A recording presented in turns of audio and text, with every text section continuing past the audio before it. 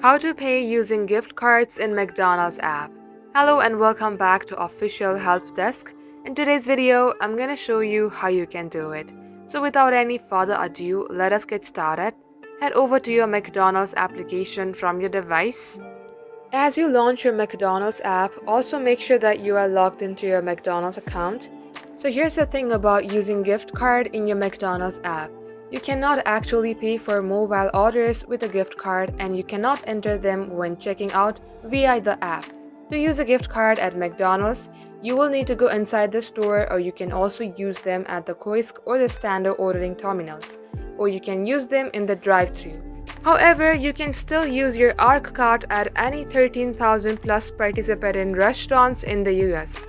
You should do that via the drive-thru because ARC card cannot be used as a payment method in the McDonald's app at the moment. And that quite wraps up today's tutorial.